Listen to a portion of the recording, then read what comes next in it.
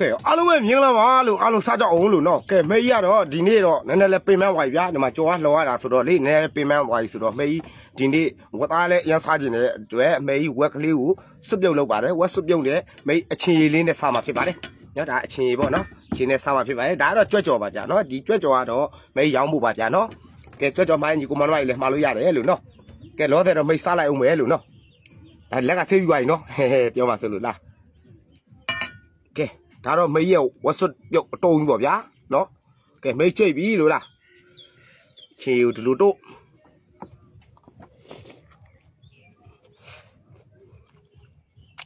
ဥမာပေါ်တယ်ဗျ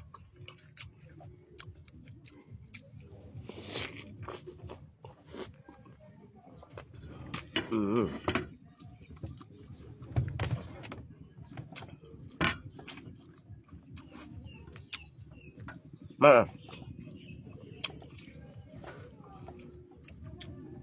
ကဲဒါလည်းမလို့လို့ဘာဆိုရမလဲ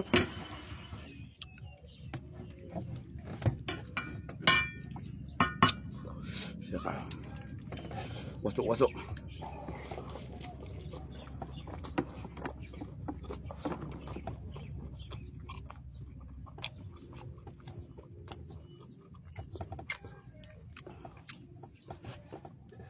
对呗。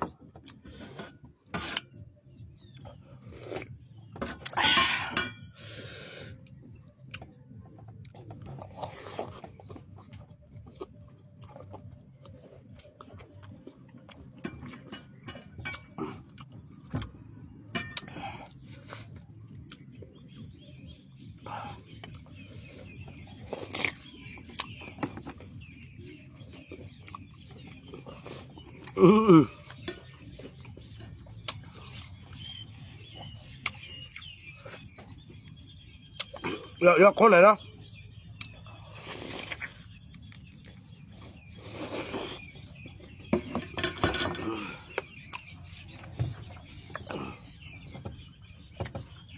来呗。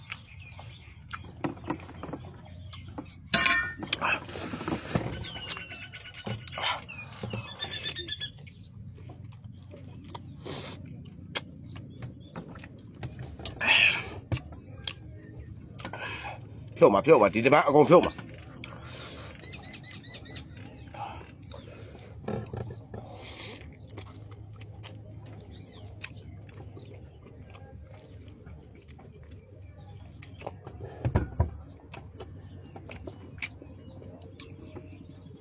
ဆယ်ပဲ